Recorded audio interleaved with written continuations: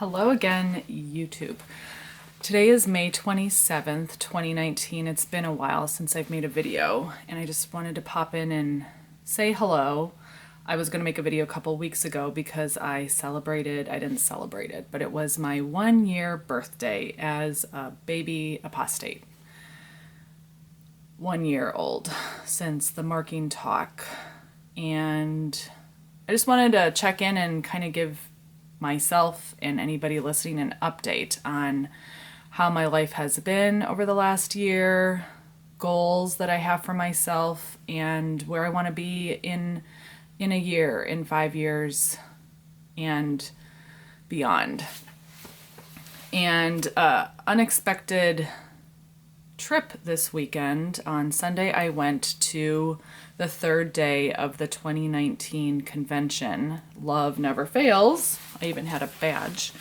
And yeah, it wasn't planned. It was very last minute, and probably it's good that it was last minute. Otherwise, I would have overthought the whole thing. And instead, I just showed up. I put on a skirt, I wore my badge, and I showed up with the mindset of being a respectful observer and having the attitude and mind and spirit of Jesus among all of these Jehovah's Witnesses. And I just prayed to God to help me be respectful, to just help me show up for anybody who needed me there. And I didn't know what that would look like. And there were a couple interesting experiences, which I will share with you in a bit. But first, I kind of want to talk about how I've been feeling thinking about this last year. So a year ago at this time, I know I had a lot of emotions, a lot of, what's the phrase? Emo. And I think that whole weather system has kind of settled down, but what I'm left with feeling right now is kind of stuck and a little tired. And like, what do I do next?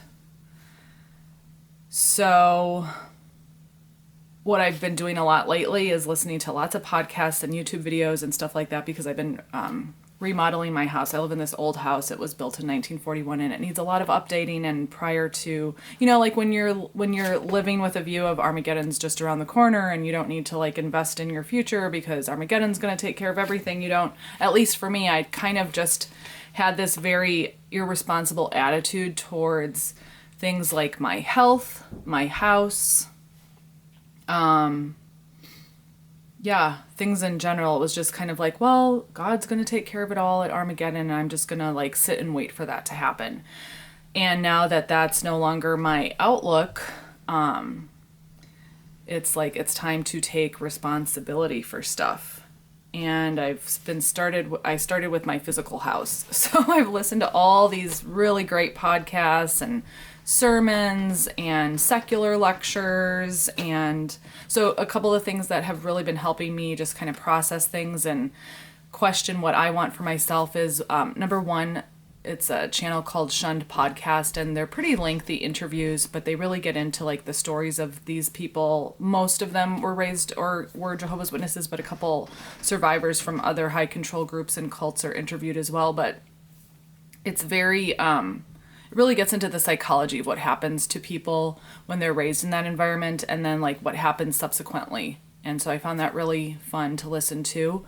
That was one of them. Whenever I'm feeling kind of low spiritually and I just really need like a vitamin B12 shot in my arm, I love listening to Ultimate Mordecai and his channel. So thank you, brother.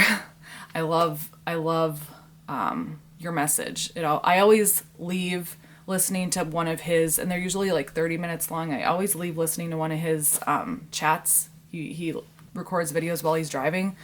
I feel uplifted. So I listened to a bunch of his while I've been painting my house, and Berean Pickett's, of course, is one of my favorite channels, and he recently endured not one but two apostasy trial shepherding calls where he was the guest, and that was good to watch, because it just really shows the paranoia and fear these elders who give their allegiance to the organization are operating under. And it's really sad to see these grown men reduced to servants of a corporation that will throw them under the bus in a split second. What else? I mean, it was a really long, cold, dark winter here in Wisconsin, and I think that kind of affected my physical and emotional state. So now that spring is here, I'm excited to really start focusing on my physical health and honoring my word that I'm going to do that. Like I said earlier, these are some of the things that I kind of would just always put on the shelf when I was a witness and have like little spurts of activity. But, I'm not getting younger every day, and I really need to make these things a priority. And that's part of the reason why I said this before, but I don't really see myself making more videos. And that's another thing I've been asking myself is like, I want to make a difference. And I think that's what all of us, especially activists, like that's our desire. We want to make a difference for someone on the other end of the screen just watching. And or in our daily life, like as humans, that's what brings us joy and satisfaction, knowing that we made a positive difference in somebody else's life and we left, whether it's our house or our town or our city or whatever, the planet, a slightly better place than before we arrived. And as Jehovah's Witnesses, we had this like franchised program where we thought we were doing that. We thought we were making a difference. We thought we were saving people by introducing people to God's organization. And then when we woke up and realized that there is no such thing as true and false religion, there's only, as a believer, there's only a relationship with God. But all this other stuff, this true and false and us versus them and others and we're right and exclusivity, all of that is garbage. And so once that whole house of cards falls down, you're left with this pile and you're like, where do I start? And I'm still kind of at that place, like wanting to make a difference, but also not coming from a place of codependency where I'm getting validation from outside of myself. I'm kind of spacing out right now. So let's just go back to this last weekend. Today's Tuesday, and I went to the convention on a Sunday. It was not planned. Another witness needed a ride, and I would love to be able to share these stories of all these people, especially like PMOs who I know of, but obviously for obvious reasons, I can't and I won't. But it's like, yeah. So anyways, I needed to help somebody get there. So I'm like, okay, I'll go. So on the drive there, I'm feeling normal. I didn't really have a lot of anxiety going. I wasn't sure if I would be allowed in, like, do any of these attendants or whatever, like, would they know who I am? Only because I've seen other videos where people who have YouTube videos have been denied entrance into facilities or whatever. So whatever, not that I'm that important. So of course we made it and I walked in, and I guess the second question I was curious to find out what would transpire was, would I be shunned? And just to rewind a little bit, I'll just give you a really, really brief summary of my story in case you didn't want to listen to my first video, which is like an hour and 20 minutes long. I was raised a Jehovah's Witness. Didn't have any doubts as a kid. I was pretty zealous. Never spent a lot of time pioneering auxiliary, and I never regular pioneered for any length of time, only 3 months. Because I kept telling on myself and going to the elders whenever I would do any little thing like smoking a cigarette or stuff like that. So in 2002, I was privately reproved for pornea. And then about a year later, I was disfellowshipped because I couldn't stop communicating with my disfellowshipped fiance. We've been married now going on 16 years. I got reinstated after 18 months of being disfellowshipped. And during that time, I was extremely depressed, suicidal, and it was a very, very dark time. But then when I came out of it, I almost felt like, because before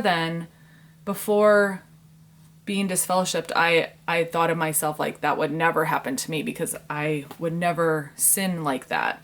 And once I realized like there's no place to judge anybody, I used that, like it says in Genesis chapter 50, verse 20, which is actually the verse I used on my name tag for my name. So when I got this name tag, I'm like, what do I want to put to make someone think?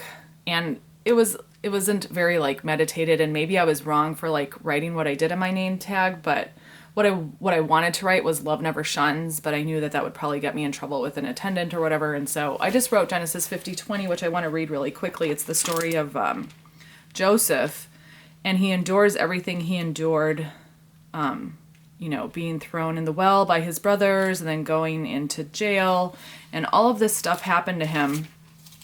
But in the end, his attitude was so beautiful. He said, although you meant to harm me, God intended it to turn out well and to preserve many people alive, as he is doing today. And I feel like surviving the whole disfellowshipping thing and the shunning thing when I was in my 20s, that I was going to use that for good later on, because I never judged another disfellowship person like, oh my goodness, they did this terrible thing. I lost my train of thought. So just to rewind a little bit, I was marked as an apostate just over a year ago. I don't even remember the 3 reasons. I'd have to go back and watch my videos. I know one was because I said that I would not shun people. The second was because I questioned the 1914 doctrine. And I think the third was because I didn't turn in field service time based on how my conscience felt after reading Matthew chapter 6. And then a couple months after I'd been marked an apostate, there was a funeral at the Kingdom Hall, and I was outright shunned by a sister, and then another sister kind of got in my face and said that she was very disappointed in the path I was taking. And I said, look, this is not like the place to have this conversation. This is a funeral. And I shared that experience with an elder in the area. And apparently then shortly after that, they had another local needs part where they told the congregation that when a marked person comes to the Kingdom Hall, we shouldn't shun them. We should show them love. So it just goes to show, like, I feel sorry for these elders who have to make sense of this nonsense that's being directed to them from the slave. So the irony of that is, like, they'll shun me on the street or in the public, but when I walk into a Kingdom Hall, they're all, super nice. And some of them are genuinely nice, and others just don't even really know what to do because the direction is always changing. And so that was the case when I was at the convention on Sunday. People were really nice to me, and it's not my place to judge whether it was genuine or not. I'll just, take it at face value, and it was pleasant, and it was good for me, I guess, sitting there in the audience. Like, it was very relaxing because it wasn't like I needed to take notes and make sense of what I was hearing, although I did take notes, but it wasn't like I needed to unravel the tangled necklace coming from the platform of instruction, because that's an exercise in futility. I did it for like 2 years when I was PMO, and yeah, it's an exercise in futility, but it helped me solidify what I believe in. So I would recommend anybody who is in that stage in their process of awakening to not take shortcuts, because in the end, I believe it pays back dividends where you have like clarity. So I'm sitting in the audience, and I wrote down a couple observations, actually. Well, one of the things I noticed was there was quite a few beards. Very handsome beards walking around. So I don't know what that means, like if it's acceptable or if these brothers are allowed to have positions of privilege or whatever, but I noticed that, and I actually wanted to go up to one beard that was doing, like the facility where they had the convention is circular, so you have like all the teenagers doing their rounds, their loops, like scoping out potential mates. Remember those days? But honestly, I think people like walk around in that circle because the seats are so uncomfortable. Like my back and my knees hurt so bad after sitting there all day, and I was only there for one day, so like, yeah, that's really uncomfortable. But I saw one beard just like doing loops, and he wasn't with anybody else, and I felt like going up to him saying, are you disfellowshipped? Are you okay? But I didn't. And so I noticed a lot of beards. The other thing I noticed, all the kids, of course, they're so cute, but they're dressed like little adults, and they sat so well. There was just a lot of kids, and it's like, wow, they're just sitting. How are they doing this? But they have these little workbooks that I guess, I don't know if they are printed off of jw.org or where they're printed off, but like, they have these workbooks, like B is for big, and C is for, what did they have? E was for elderly, M was for ministry, C was for convention, and so each page had like the letter and activities for these kids to do. So I guess that was kind of nice, but obviously it was all just very distilled to fit the Watchtower propaganda, but whatever. And then the other thing I just noticed was all the talks were identical to every talk I've ever heard at a convention. Now the theme for the 2019 convention season is love never fails, but literally every single talk was just a carbon copy of last year's talk, except instead of being like the word of the year, i.e. endurance or courage or loyalty, this year it was love. And so literally it was the exact same talks from any other year. Yeah. Another thing I noticed was, I guess there's a lot of foreign language groups popping up in the area, and one of them is Hmong or Laotian, and a lot of the witnesses were dressed in that dress, and it's really beautiful. And just seeing people being a little bit more individualistic in their expression as far as like dress and grooming, as far as wearing like tribal outfits, I guess you would call it. That was interesting, and I saw it's a thing that Jehovah's Witnesses get to do now to at least bring a little spice to what is a pretty routine, robotic, mundane life. And maybe if you're a Jehovah's Witness watching this and you hear me say that, maybe that really turns you off, like I'm being judgmental, but I'm just going based on my experience, especially towards the end when I became aware of what I was involved in. That individualism is not allowed, period, unless it is endorsed and sponsored by Watchtower.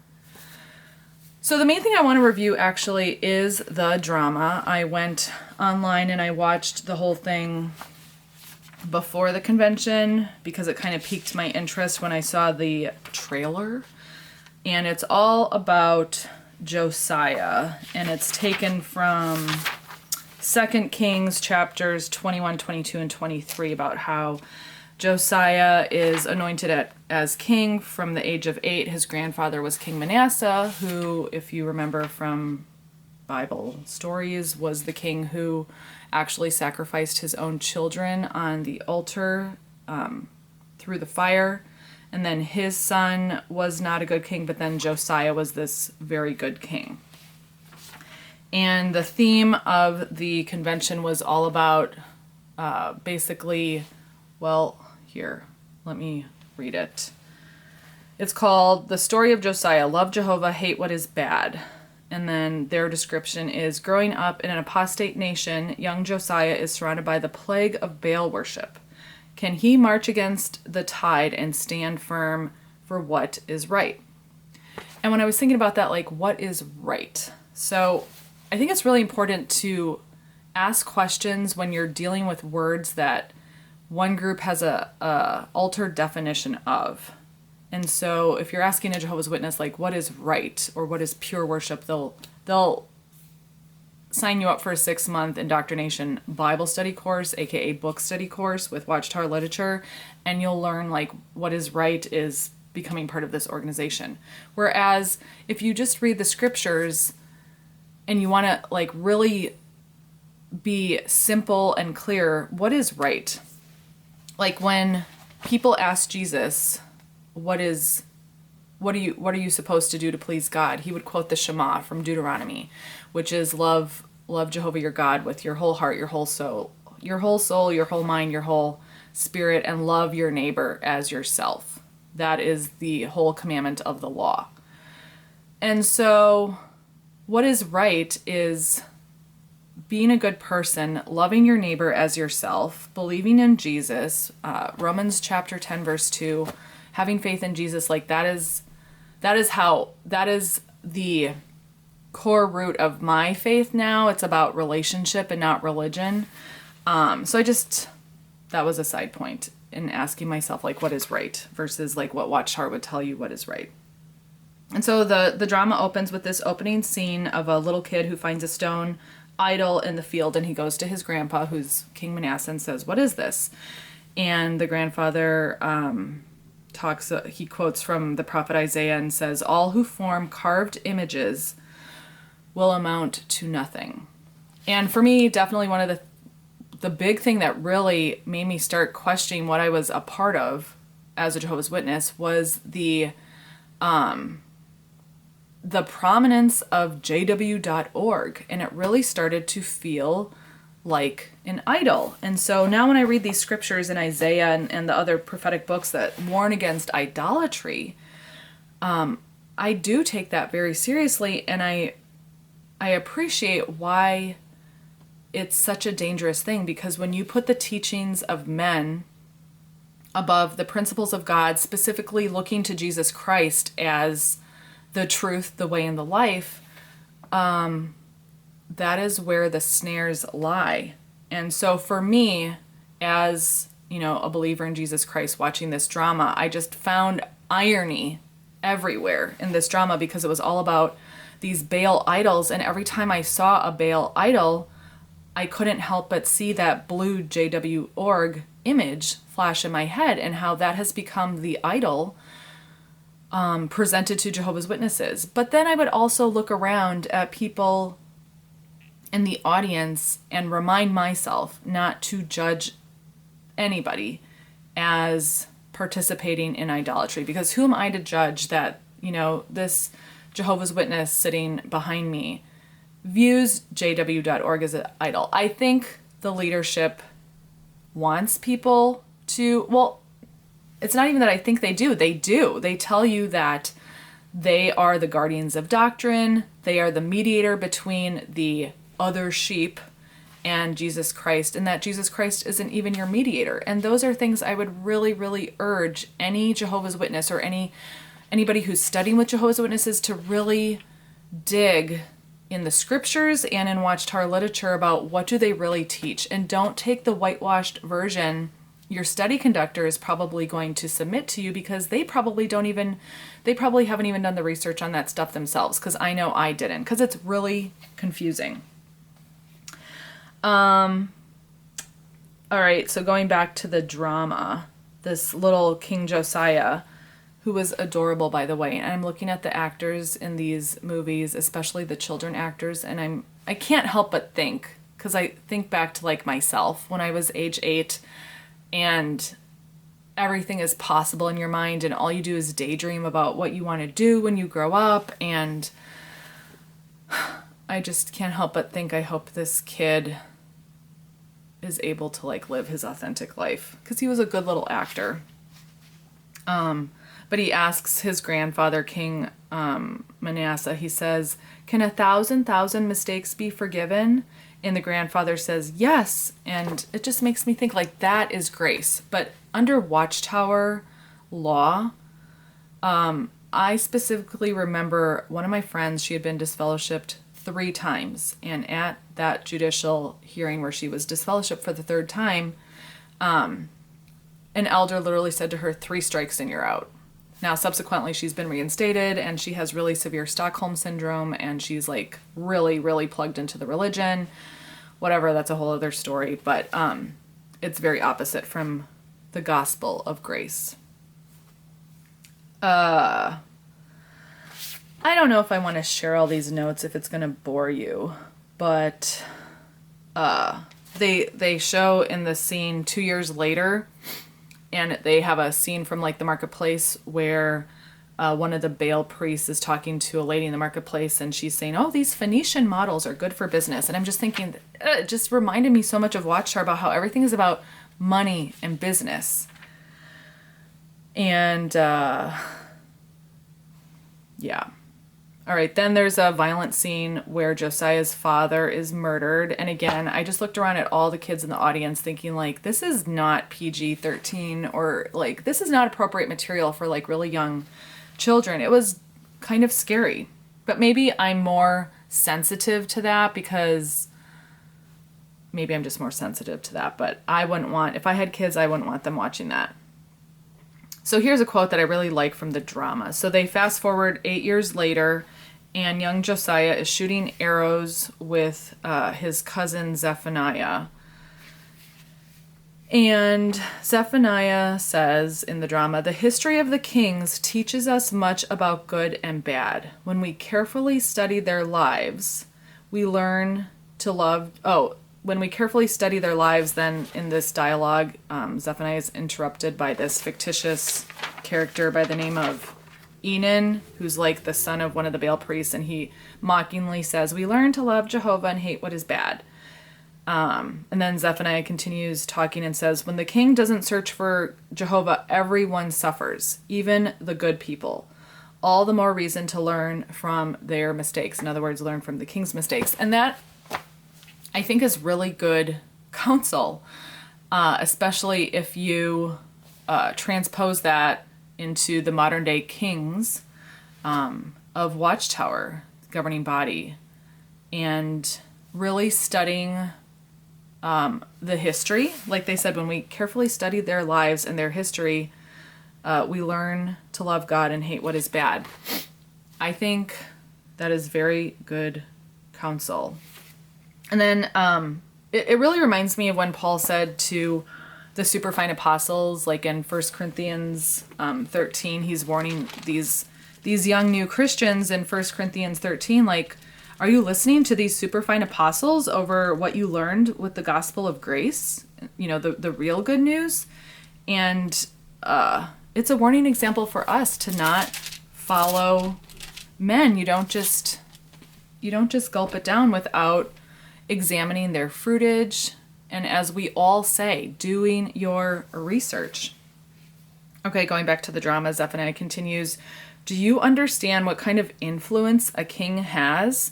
Having freedom means having responsibility to choose who we will serve, God, Jehovah, or other gods. And is that freedom to choose granted a baptized Jehovah's Witness?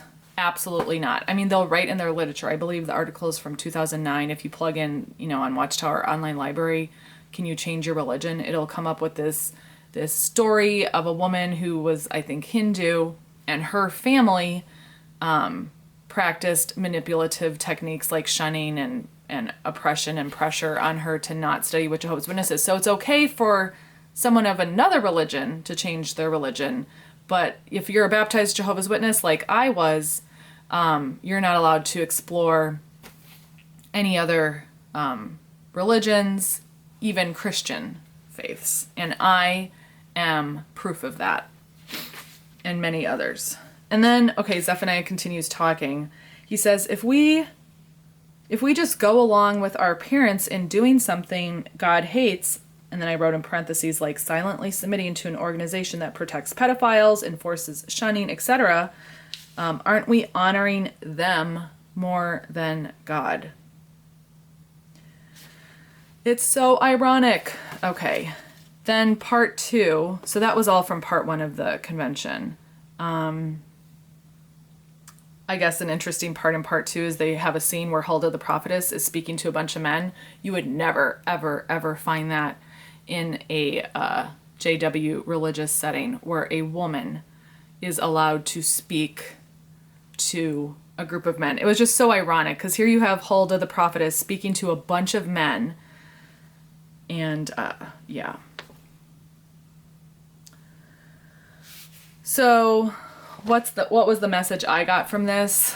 flee from idolatry. Be really careful who you are listening to. And that just really segues into what Jehovah's Witnesses will be considering during their midweek meeting for the next couple of weeks, starting this week, the week of May 27th, 2019. And that is one of my favorite books of all, the book of Galatians, which is all about appreciating your Christian freedom. Because here Paul is talking to this new congregation in Asia Minor, or I should say these new congregations in Galatia and Asia Minor, and they are under the potential corruption of being influenced by these Judaizers, these Jews who became Christians but wanted to impose their Jewish customs and religion, i.e. circumcision, on these new Christians. And so I just want to read a couple verses from Galatians and encourage anybody listening to really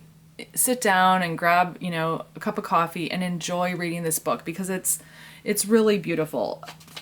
And I'll just start with Galatians 3:1. I feel like if Paul were alive in the flesh today and he was doing like a circuit visit with the congregations of Jehovah's Witnesses, he would say these words: "O senseless Galatians, who has brought you under this evil," and I'm reading out of the New World Translation, just cause I usually use, I read a lot now out of the NIV and the Revised Standard English Version, but I, use whatever you want. That's what I always say. "O senseless Galatians, who has brought you under this evil influence? You who had Jesus Christ openly portrayed before you as nailed to the stake. Oh, you senseless Jehovah's Witnesses." And I don't say that with judgment. And that's, why I really come to enjoy Paul's writing, because he walks this tightrope all the time with these congregations he's speaking to, where he's like, look, I don't want to boast to you, but then he goes on to like give his credentials. And I feel like I'm still learning how to traverse this weird balance beam of not wanting to, I don't want to offend any Jehovah's Witnesses, but I also want to speak with authority and just speak my truth. And it's like, how do I do that? I don't think I've quite figured that out, but I just want to read a couple more verses from Galatians, chapter 3, verse 28. And this would be a great question to ask a Jehovah's Witness. Starting in verse 26, it says, "You are all, in fact, sons of God through your faith in Christ Jesus."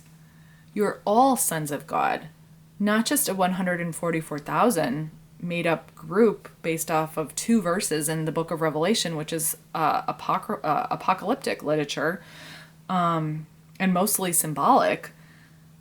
All.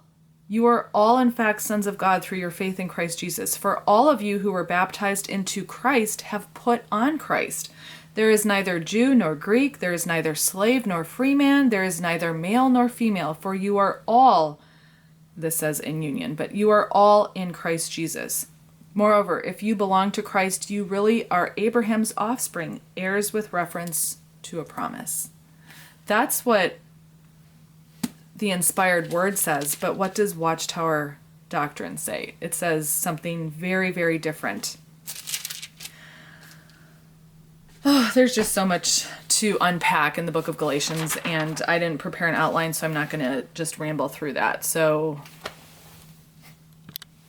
while I was at the convention, I kind of had this analogy pop into my head, because I want to use the time I have left on this planet for good.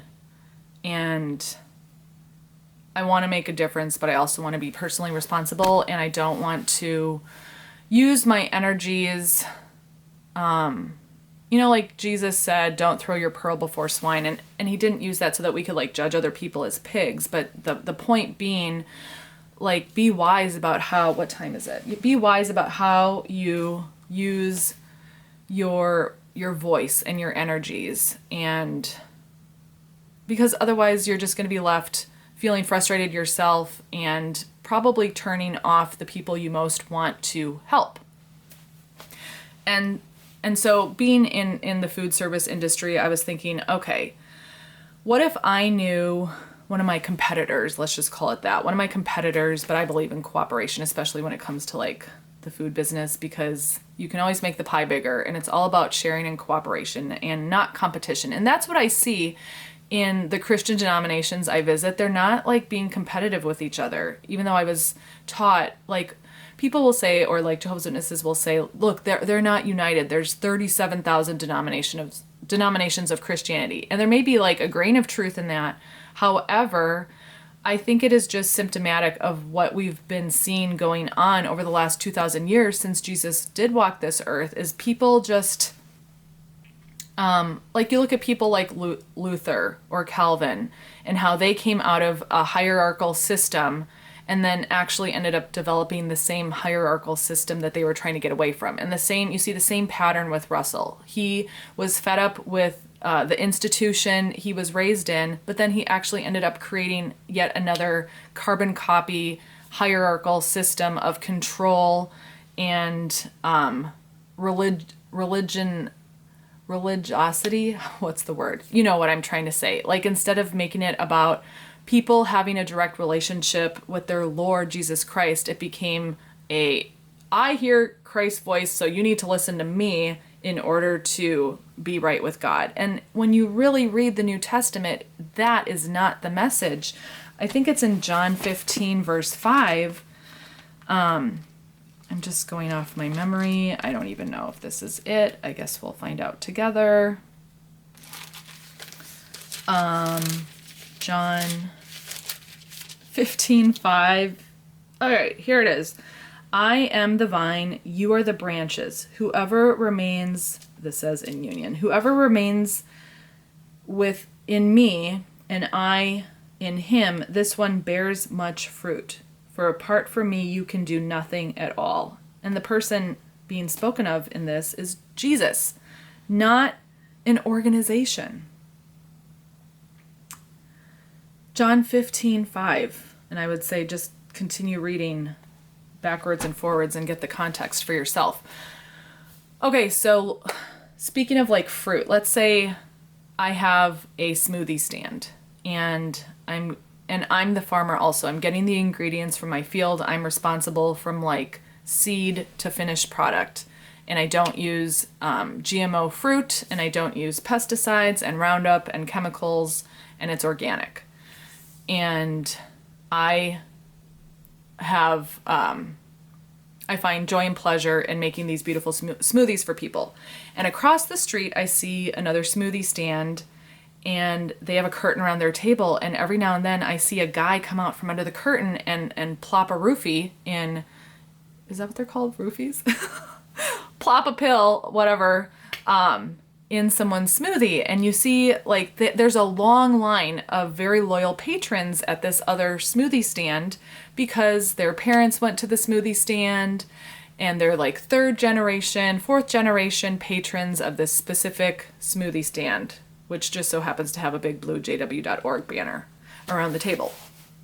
And I'm across the street and I'm seeing these people go, and some of them have stronger immune systems than other, but in general, you look behind, they're around the block drinking these smoothies and they're getting sick.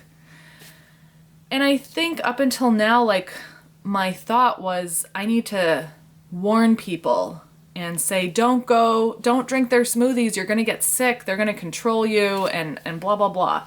And I wish someone had said that to me earlier, but I don't think I would have even been able to register or hear them. And so I guess what it took for me was getting really sick. Like, I got really sick off of the jw.org smoothie, Kool-Aid, whatever, spiritual food, because it's tainted with idolatry and doctrines of men and control and guilt and shame and fear and all of those nasty inorganic ingredients. But just like, I don't know, I just keep asking myself, what would Jesus tell me to do? And right now I'm just really hearing from him that he would say, Allie, just be responsible for yourself and what you are making and doing in your life, and you cannot micromanage or macromanage anybody else. They are responsible for themselves. You are responsible for you. And I guess I'm going to close on that theme of personal responsibility. Where is it? I think it's in Galatians chapter 6. And I don't really like the New World Translation version of this. I heard it in another translation, but I'll just read out of this one anyway. Galatians 6 verse 5. For each one will carry his own load. And that's all about personal responsibility. So with that being said, goals for myself in the future, really taking on personal responsibility for my physical health because, I talk a lot about using organic ingredients when it comes to your own spiritual kitchen. I haven't really been practicing what I preach when it comes to this physical body of mine. And so I have to do that because that brings honor to God, presenting my body as a temple, which right now I know I'm not where I want to be. My marriage. Marriage isn't easy. Lately, I've been listening to a sermon, a pastor, I think he's out of Louisville, Kentucky. His name is Kyle Idleman, and he has some really great talks on having strong marriages. None of us are immune. Like I mentioned in one of my previous videos that when my husband and I were both attending JW meetings, we were both like trying to be good JWs. I was not a good Christian wife, and I'm still working on that. It's a work in progress. We recently, sorry, I'm getting tongue twisted, did a mentorship program that's available here in the community we live in, and it was a really great experience. We were paired up with another couple who are Christians, and they've been married 52 years, and it wasn't counseling, but it was mentoring, and it was a great opportunity to just get to know other people, and I need to really put more effort into putting those tools into practice, because it's really easy when you're married and you're both working full time to neglect each other and just do everything else first because oh, well, this person loves me, and you just kind of put them on like the back burner. And so yeah, making that a priority, doing some fun house projects, getting new windows, got my floor sanded, stuff like that. And, just being more involved in my community and exploring all of the options to do that now that there's this big chunk of time where I'm not involved in like a door-to-door ministry of knocking on not at homes, really using my time wisely. So again, like I said at the beginning of this video, if you need some like a good fun spiritual pep talk, check out Ultimate Mordecai, check out Berean Pickett's. I love, if I need a laugh, goat-like personality. I love JW Suicides and her very thoughtful, emotionally spot-on observations on what's going on worldwide. Of course, John Cedar's channel for your news. I love Watchtower and Focus. And so the guest speaker for the convention here in Green Bay was Robert Sarenko. And so I looked him up real quick. I'm like, he looks familiar. So he's the president of the Watchtower Bible and Tract Society. And it's like, what does that even mean? Him being the president. So would he be one of the people who could potentially be personally responsible, i.e. prison time or something like that? If Watchtower were to be found criminally culpable for endangering children? Like, these are questions I ask myself.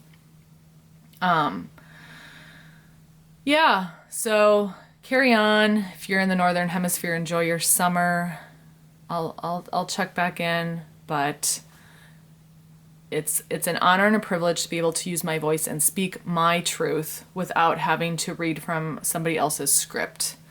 And I just encourage anybody listening to this channel to another podcast I really enjoy listening to is by Covert Fade, and it's called JW Forwardcast, or something like that, forward cast. And he usually has like a guest co-host who is a life coach. And they give some really, really practical exercises in finding your personal power, speaking your truth, letting go of anxiety, like just kind of navigating this whole new scenery that we're finding ourselves in, which is called freedom.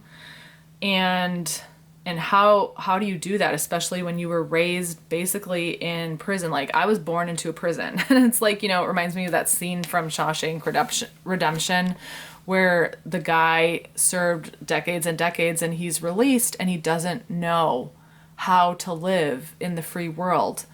And I think he ended up like committing a crime intentionally so that he could go back to jail.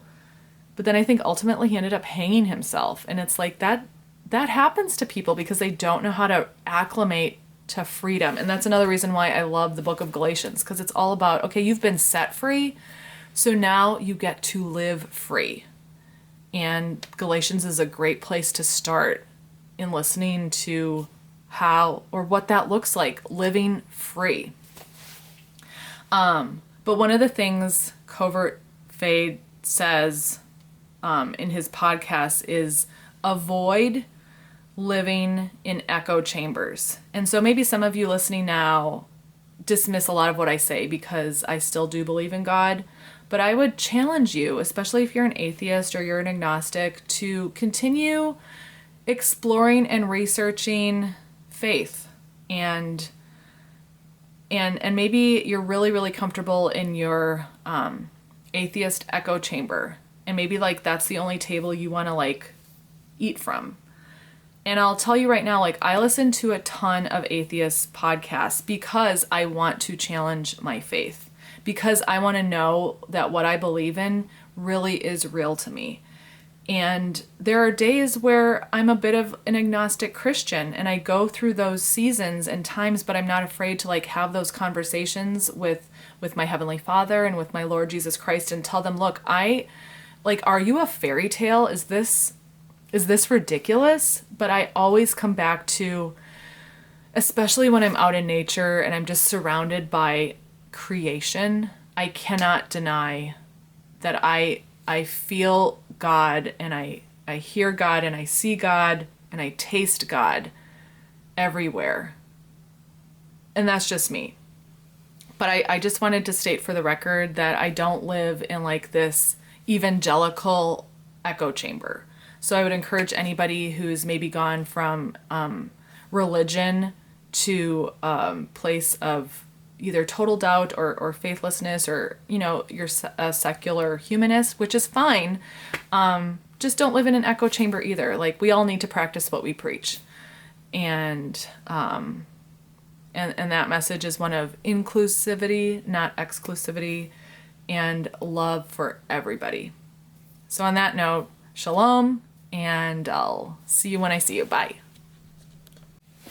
Hi, I know at the beginning of shooting this video I said that I wanted to share a couple of the experiences that I had while I was at the convention this weekend or on Sunday, and there was 3 specific things that happened.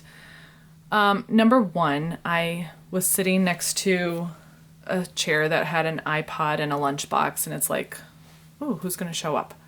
And this young man sat down next to me and we introduced ourselves to each other, and it turned out that he has been studying with Jehovah's Witnesses for about 7 months. And I said to him, and I obviously don't want to reveal too much personal information for everybody's sake, but there's like questions that I would love to ask Bible students with Jehovah's Witnesses, or I should say book students with Jehovah's Witnesses, and that being like, what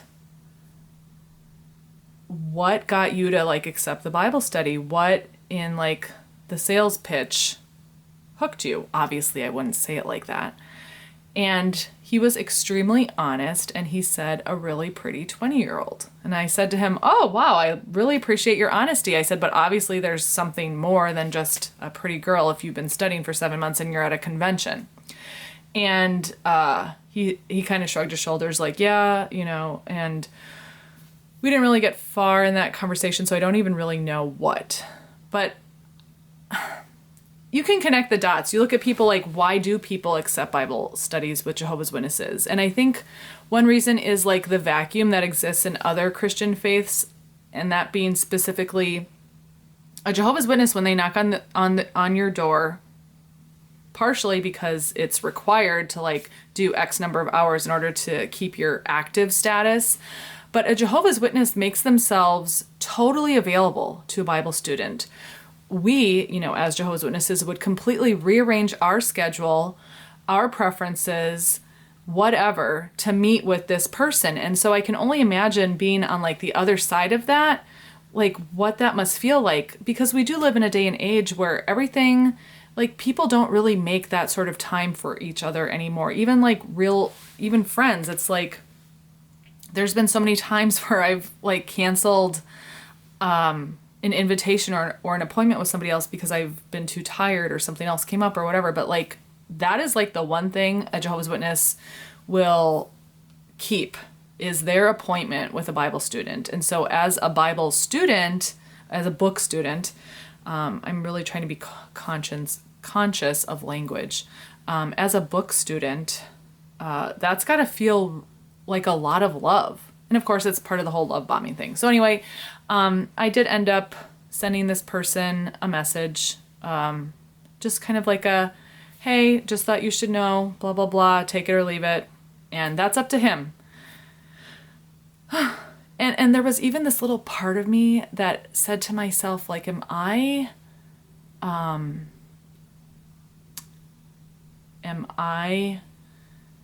interrupting this person's process, like with God? Like, is it maybe God's intention that he studies with Jehovah's Witnesses to then like come under law to only then be set free? But it's like, I really don't want to put my agenda on anybody. And I guess my agenda is freedom. I mean, wasn't that Jesus' agenda? Like when he came, it was to liberate people. So I guess I don't really feel that bad anymore that I told him the other side of the coin. Whether he chooses to listen to that, that's on him. I'm not going to harass or bother this person at all. So if you are watching, person, I hope the best for you in whatever you choose to do. I believe in free choice. Okay, and then the second thing that happened at the convention, it was the Watchtower study, and I was just like, okay, I'm not going to sit through this, because the whole new format for the Watchtower at conventions is they have like a continuous parade of robots regurgitate the paragraph, and everybody gets to like show off their new outfit and speak into the microphone and blah, blah, blah. And I'm like, I just don't want to watch this. So I decided to go outside, and I kind of freaked out because I left and I saw that like all the entrances. Oh, and speaking of entrances, guess what? The very first thing you see when you come into the entrance of the convention was they have these new little sharp, snazzy donate at jw.org signs, and it's wrapped around all the donation boxes. Like that was literally the very first thing I saw when I walked into the convention. I was welcomed by a big donate sign. And I'm like, this is not how it was when I went to these things as a kid or in my 20s or even early 30s. Like, what is happening? It's all about the money. So when I left during the Watchtower study, I saw that all the entrances were closed and they had like big closed signs. And I'm like, shoot, how am I going to get back in? Because I had my earphones and I was listening to something else. I'm like, they're going to think I'm an apostate and they're not going to let me back in. But I got back in because all my stuff was still in there. So as I was coming back in, I saw this person coming out and he had a beard and I recognized him and I knew he was disfellowshipped. So I went right up to him and I said, hello. And he said, I'm disfellowshipped. And I said, that's okay. I'm an apostate. And I know I probably shouldn't have like blurted it out like that, but I'm pretty like shoot from the hip. If you haven't noticed, I don't have time for all of these fake niceties. And I believe in treat others how you want to be treated, and I like people to be straight with me. So I said, I clarified. I said I'm marked an apostate partly because I don't believe in shunning. And then I said to him, but if you feel uncomfortable talking to me, like you feel like you need to be shunned, I'm not going to speak to you. And I said, is it okay that I talk to you? And he said yes. So we had a really nice conversation.